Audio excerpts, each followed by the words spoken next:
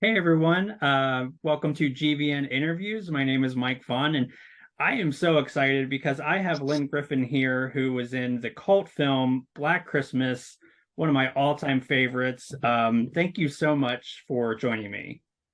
Oh, thank you for inviting me. Yeah, absolutely. So jumping right in, I'd love to hear about like how you were cast in this film and what your first impressions of the film was. Um, I had just a regular kind of audition. However, at the time, I was working at the Stratford Shakespeare Festival in Canada doing Shakespeare. So I didn't have much connection to horror films at all. Anyway, I came in and I auditioned for it. Now, I don't know whether I'm going to use these because I can hear you now. Can I? Talk to me, Mike. Yeah, can you hear me? Yeah, okay. Yeah, we're good. Sorry about that.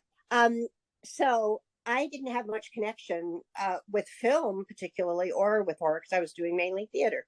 So, but I think I scored the part only because the requirements were kind of specific, and they said, like, how would you feel? Like, because your character would have a plastic bag put over her head, and that's how she will die. And I said, well, um, I am a good swimmer, so I can hold my breath for a long time if that helps. So that might have been, just the key that they needed to hear. Now, of course, it was true when we actually did it. Yes, I did have to hold my breath for a Oh long wow. time because there's no tricks. There's no like air holes or anything like that because it was causing the bag to move if I could breathe at all. And also condensation was forming. And so anyway, and when I see the film now, I'm actually quite impressed about how long I can hold my breath with my mouth open and my eyes open and look suffocated. Yeah, it's such an intense scene, and I wanted to ask like how, because it seems like the person doing that to you, it's just like they're just going full force. It's really intense. um, yeah, I mean, the great part was Bob Clark, the director, was uh, just such a lovely. I called him Uncle Bob. He was like a big, lovely bear, and he was the one sitting opposite me when we were in the attic, and I was in the rocking chair, and he had his foot on the rocker, rocking me, and he was talking me through it the whole time, and he was making it actually, if you can believe it, he was making it fun. It was it was like a challenge. It was like a game that we were playing. And then but before that, the part that's in the closet where I actually am being strangled when I'm looking for the cat, Claude, that was Bert Dunk, who was the cameraman who was in the closet behind the plastic bag Uh, with the camera sort of rigged on his chest. And so it's his hands that are actually strangling me. It hmm. was very cool. Burt Dunk did a lot of really cool stuff on that film because he sort of invented the early steady cam. And it Hmm. was his hands crawling up the trellis on the outside wearing the Ah. steady cam. Anytime you see um hands and stuff, it's usually Bert's hands, the cameraman. Not giving anything away. Try not to do too many spoilers, Lynn. Um, yeah, no, that's great. So it sounded like Bob Clark was great to work with. Yeah, he was lovely. Yeah, he made it like the whole thing was like a Christmas party, even though, Nice. you know, and funnily enough, because you would think making a horror film, going in every day, it might be a bit unsettling, needless to say, but it was actually always fun. But, Bob Clark, his other Christmas movie is A Christmas Story. Yeah. So, I mean, he had a wonderful sense of humor and, and really sort of an early, very innovative way of doing horror films and sort of really creating a genre that other people then ended up imitating. Yeah. Yeah, that's I mean 100%. It's such an influential film. And I'm kind of curious, like when did you start noticing that the film was becoming a cult classic? Was there a specific time where you were like, Yeah. Yeah. Mike, it was really, I guess it started with them bringing it out on, well, it was even before, like it was VHS, but I think maybe it was really started to pick up once it came out on DVD. hmm, And then really how I got kind of pulled into the melee of the horror convention and people wanting to talk to me about it was through Facebook. People found me on Facebook and they said, "Hey, did were you the girl in the plastic bag in Black Christmas?" And I was like, "Oh yeah, I was. It was a long time ago, but yeah." Anyway, so I started. Um, there were some guys in New Jersey who ran a horror con called Saturday Nightmares, and hmm. they invited me to go to that. And I mean, it was incredible. Before that, I'd done some appearances in Toronto, but I'd never sort of gone out on the horror circuit. So then it kind of exploded. Nice. Kind of my own mini Star Trek. That's great. Now I know your co-star Andrea Martin appeared in the 2006 Black Christmas. Were you did they offer to bring you back as in a cameo or anything? They didn't, but I'm assuming that's because I was dead. um, Although, I don't love to give too many spoilers, but even though I said I was dead, I would have been very like skeletal by that point, wouldn't I? There wouldn't have been much, but probably some ashes left of me somewhere. Um, and the funny thing is, I would love if I know there's been several sequels to Black Christmas now, but I always wanted to come back and play Mrs. Mac. But see, Yeah. Andrea got to do that. Yeah, no, I was gonna say they could definitely like was thinking they could definitely bring you back like as any character. You could just be a different, Yeah. Well, hopefully people will be listening to this very podcast or what, and they'll go, "Mike, that's a brilliant idea. there Why you don't go. we bring Lynne back? And then I'll have to pay you commission." We're gonna put it out in the universe. Yes, I'm totally for that. Totally. I put it out there. I Nice. also would really like someday to play the serial killer. So we put that out there Yeah. too. Yeah. Just a little See, old lady, lives next door, invites you over for tea yeah, I and arsenic. I think you kind of have the Mrs. Claus look. I feel like you could Oh, do. well, yes, I've played Mrs. Claus. I have two Mrs. Claus Christmas movies called Santa Baby 1 and Santa Baby 2 with Jenny McCarthy. And yeah, playing my daughter, and it's the usual kind of Hallmark story, dad's had an accident and you have to come back from your high powered New York executive job to help out at the Christmas tree farm.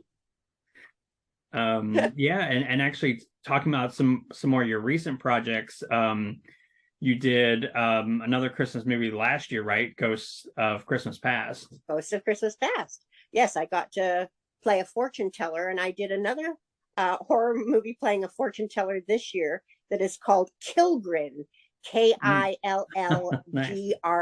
Killgrin, which hopefully will come out in 2023. Yeah.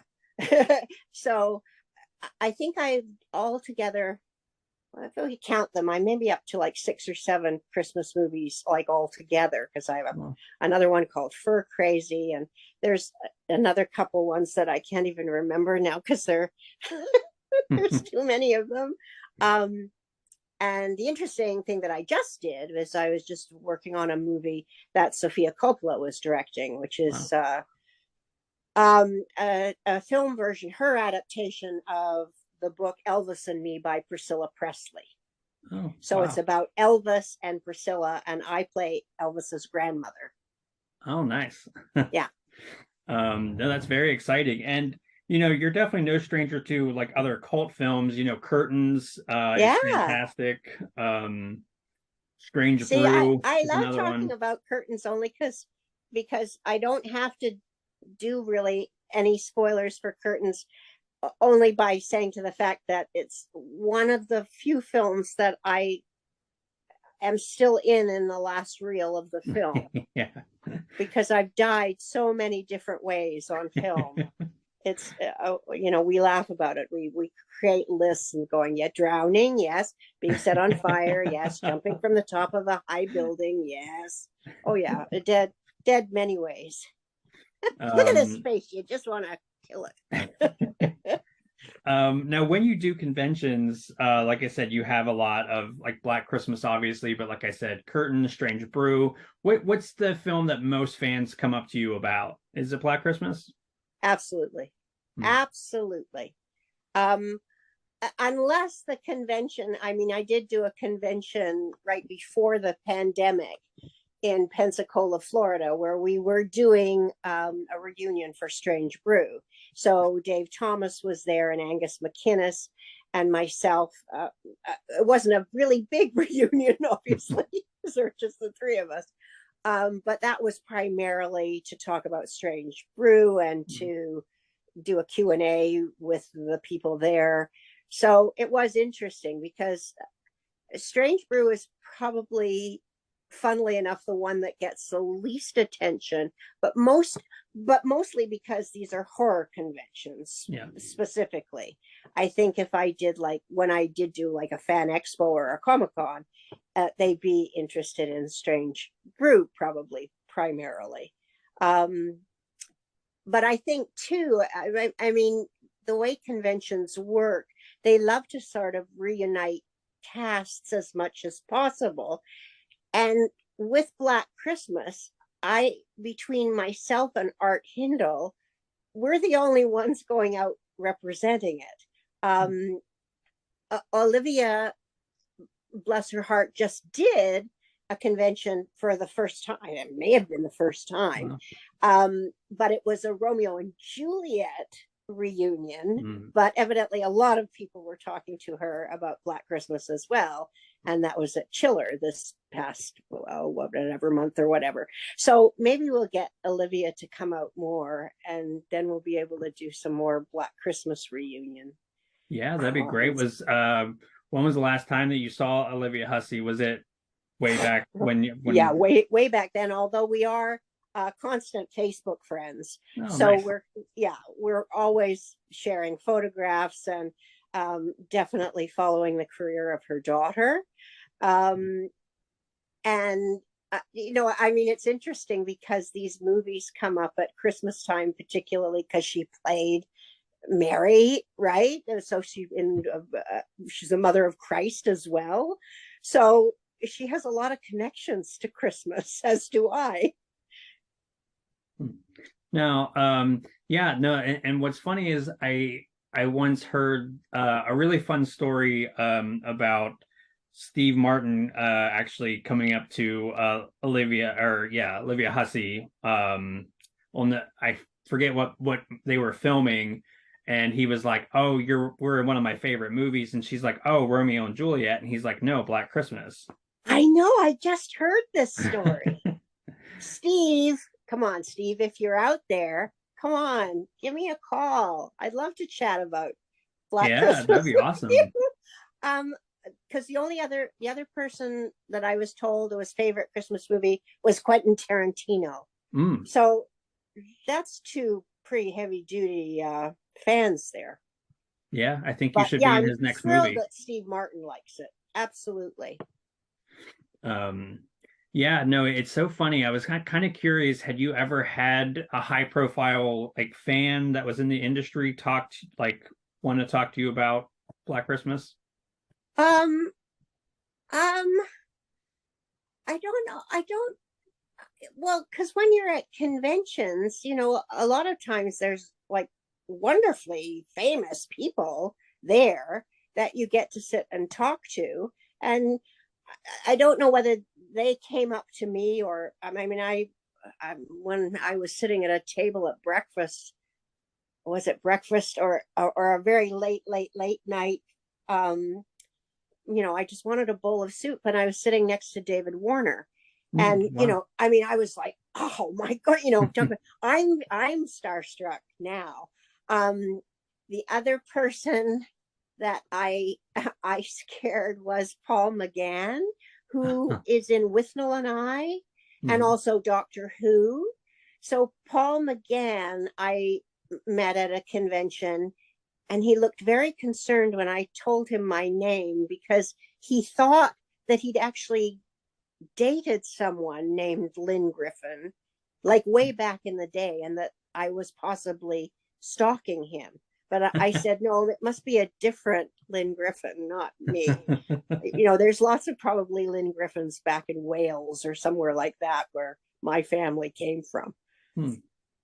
But Yeah, no, he no seems. one has actually said, like taken me aside and, well, I don't know. I mean, maybe they have, and I'm just so not.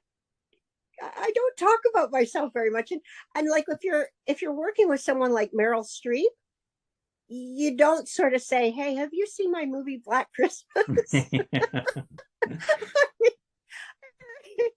um. So, and just a little aside, I did do a film with Meryl Streep. She was wonderful to me. Um, we were shooting in a hospital. Everybody that came up to her that wanted their cast signed, like, I'm talking broken legs, broken arm casts, she would sign. That's great. And she was very nice to me because I was stuck behind a desk. I was playing a sort of pencil pusher at Johns Hopkins Hospital. And I wouldn't let her in to see the doctor that she wanted to see with her child. And so I was stuck behind this desk, and the craft service guy went by, with his tray of smoothies and walked right by me. I wasn't that important. And she looked over and she said, "You've been sitting behind that desk all day. I'm going to go and get you a smoothie."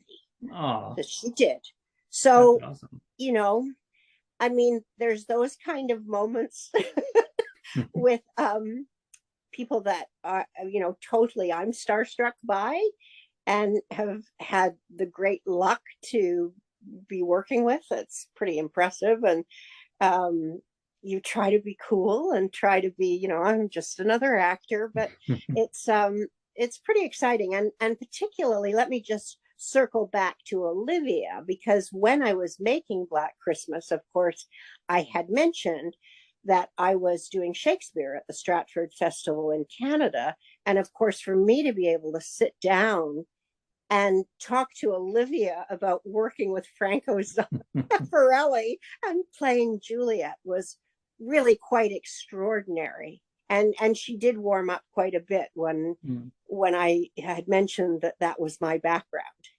nice.